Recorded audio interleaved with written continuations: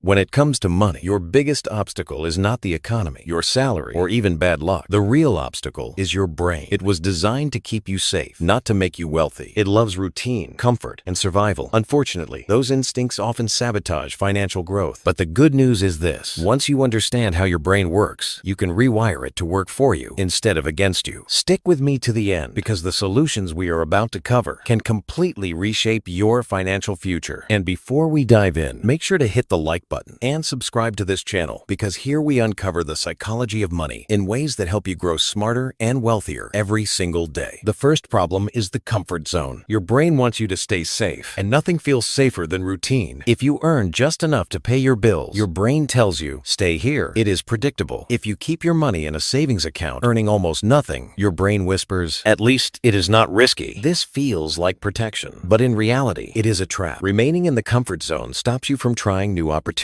from investing in your skills, or from starting that side hustle you have been thinking about. People get stuck in average jobs, average income, and average results simply because the comfort zone feels warm and familiar. The solution is gradual expansion. You do not need to leap into the unknown and risk everything overnight. Start small and train your brain to see growth as safe. If you are scared of investing, begin with a very small amount just to get experience. If starting a business feels too big, try one small project or one client. These small steps teach your brain that nothing bad happens when you step out of the routine. The key is consistency. Each time you expand your comfort zone even a little, your brain updates its definition of safe. Soon, what once felt terrifying will feel normal. This process turns fear into progress, and progress into wealth. The second problem is scarcity thinking. Scarcity tells you that there is never enough. Your brain convinces you that opportunities are rare, that money is always slipping away, that if someone else wins, you lose. This mindset makes people afraid of investing because they might lose. It makes them cling to money without letting it grow. It makes them chase quick fixes because they are terrified of missing out. Scarcity does not protect you. It keeps you stuck in survival mode. The solution is training your brain for abundance. Abundance does not mean ignoring reality. It means noticing opportunities as much as you notice problems. Start a daily practice. Write down one small financial win each day. Maybe you saved a little, resisted a purchase, or learned something useful about money. Over time, this shifts your brain from fear to growth. Instead of worrying about what you lack, you begin to focus on what you can create. And when your brain operates from abundance, your decisions are calmer, smarter, and more focused on the long term. Third problem is negative self-talk. The voice in your head has more power over your financial life than any external factor. If that voice tells you, I am bad with money, or I will never be rich, your brain accepts it as truth. Once it accepts it, it shapes your actions to match the belief. You might avoid saving, delay investing, or give up when things get tough, not because you cannot succeed, but because you believe you are not the type of person who succeeds. The solution is to rewrite your money script. Just like an old file can be replaced, so can your inner dialogue. Replace phrases like, I can't save, with, I am learning to save better every day. Replace, I will always struggle, with, I am building wealth step by step. At first, this feels strange, but repetition is powerful. Your brain builds new pathways the more you repeat them. Over time, the new path becomes stronger than the old one. Soon, your actions will follow your new identity, and you will save more, invest smarter, and take opportunities because you now believe you can. The fourth problem is overconfidence in willpower. Many people assume discipline alone will save them. They think, I will resist spending, or I will remember to save later. But willpower is limited. By the end of a stressful day, it is almost gone. That is why you can promise yourself you will not overspend, then break that promise as soon as temptation shows up. Relying on willpower alone sets you up for repeated failure. The solution is automation. Build systems that make good financial choices automatic. Set up automatic transfers so part of your income goes directly into savings or investments the moment you get paid. Pay bills immediately so you are never tempted to spend that money first. Use apps that track your budget and alert you before overspending happens. These systems work even when you are tired, stressed, or distracted. Automation is like willpower that never sleeps. It protects your money 24 hours a day. By removing the need for constant self-control, automation frees your brain to focus on growth instead of resisting temptation. Pause right now and tap the like button if this has opened your eyes. Subscribe as well, because the next 4 traps and solutions will take your financial mindset to an even higher level. The fifth problem is instant gratification. Your brain craves quick rewards. That is why buying something new feels exciting, while saving feels boring. When you scroll on your phone, alone. Your brain gets tiny hits of dopamine. The same happens when you spend on clothes, food delivery, or entertainment. It gives you pleasure now, but it robs your future. Instant gratification is why so many people stay broke, even when they earn good money. The solution is to delay rewards with intention. One simple method is the 24-hour rule. If you feel the urge to buy something that is not essential, wait a full day before deciding. Most of the time, the desire fades, and you realize you did not need it. You can also replace small, unnecessary purchases with small investments. Instead of buying coffee out every morning, put that same amount into a savings or investment account. The trick is not to deny yourself joy, but to retrain your brain to get pleasure from progress instead of consumption. Over time, you will feel more satisfaction from watching your investments grow than from buying something that loses value the moment you own it. The sixth problem is comparison. The brain naturally measures progress by looking at others. Social media makes this worse. You see friends buying new cars, traveling, or showing off luxury lifestyles. Your brain interprets this as, "I am behind." That comparison often leads to overspending, debt, and stress. Instead of building wealth for your future, you start chasing an image to keep up with others. The solution is personal benchmarks. Shift your focus from what others are doing to what you are doing compared to yesterday. Track your net worth, your savings rate, or your debt payoff instead of other people's purchases. Set milestones that matter only to you, such as saving for an emergency fund or reaching your first $1,000 in investments. Each time you hit one of your own goals, your brain gets a reward without needing outside validation. This creates momentum. Wealth is not about being ahead of others. It is about being ahead of where you used to be. The seventh problem is loss aversion. Your brain feels the pain of losing twice as strongly as the joy of gaining. That is why people hold on to losing investments too long or avoid investing altogether. Loss aversion keeps money idle, stuck in low-interest accounts, because the brain thinks, "At least I cannot lose it here." But avoiding all risks creates another kind of loss, the slow erosion of your wealth over time. The solution is reframing risk. Instead of asking, "What if I lose?" ask, "What do I lose if I never try?" If you keep money in a place where inflation eats it, that is a guaranteed loss. By learning, diversifying, and starting small, you can reduce fear while still growing. Think of risk as a tool, not a threat. The more you expose yourself to calculated risks, the more your brain learns that growth comes with small ups and downs. With time, risk feels less like danger and more like opportunity. The eighth problem is procrastination. The brain loves to delay anything that feels uncomfortable. You may say, "I will start budgeting next month," or "I will invest when I have more money." But the truth is, delay becomes a habit. A year passes, then two, and nothing changes. Procrastination quietly steals wealth because time is the most powerful factor in building money. The solution is starting messy, but starting now. Do not wait until you know everything. Begin with what you have and learn as you go. Open an investment account, even if you only put in a tiny amount. Start a simple budget that just tracks income and expenses without perfection. Take one small step today instead of imagining the perfect step tomorrow. Each action trains your brain to associate progress with immediate reward. Once you see movement, even small, procrastination loses its power over you. And if you have made it this far, give yourself credit, because most people never invest in changing their financial psychology. Before you move on, like this video right now and subscribe to the channel. That simple act trains your brain to take action, not delay, and it ensures you keep getting the strategies that help you grow your wealth faster. Thanks for watching, and I will see you in the next one.